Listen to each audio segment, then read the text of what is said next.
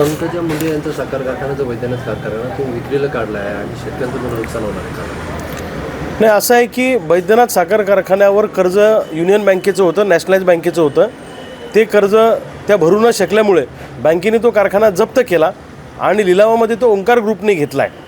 आमच्या दृष्टीनं कारखाना कोण चालवतो हे महत्त्वाचं नाही आहे.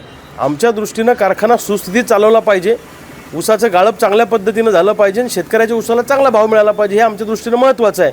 त्यामुळं तो कारखाना कोण चालवतं यापेक्षा शेतकऱ्यांच्या ऊसाला भाव मिळणं आणि जास्तीत जास्त गाळप होणं आमच्या दृष्टीनं महत्त्वाचं आहे.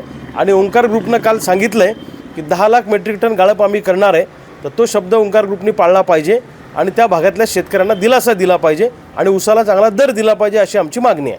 कारखाना विक्रीविरोधात तुमची संघटना न्यायालयात जाणार आहे अशी माहिती खरं नाही, असं आहे की त्याची जी प्रक्रिया मी समजून घेतली ती त्या कारखान्यावर कर्ज होतं नॅशनलाइज बँकेचं, ते भरू न शकल्यामुळं त्या बँकेने तो कारखाना जप्त केला आणि जप्त केल्यानंतर त्याचे लिलाव झाला आणि लिलावामध्ये तो कारखाना ओंकार ग्रुपने घेतला. त्यामुळे न्यायालयात जाण्याचा प्रश्न येत नाही, ती कायदेशीर प्रक्रिया झालेली आहे. तर आम्हाला या बाकीच्या 12 भानगडीत रस नाही आहे. आम्हाला राजकारणामध्ये घाणेरड्या राजकारणामध्ये अजिबात इंटरेस्ट नाही आहे. स्थानिक पातळीवरच्या आमच्या दृष्टीनं शेतकऱ्यांच्या ऊसाला चांगला भाव मिळणं आणि चांगल्या पद्धतीचं गाळप होणं हे महत्त्वाचं आहे. शेतकऱ्यांची फसवणूक झाल्याची ओरड होत असताना तुमचं काही बोलणं झालं का पंकजा मुंडेसोबत?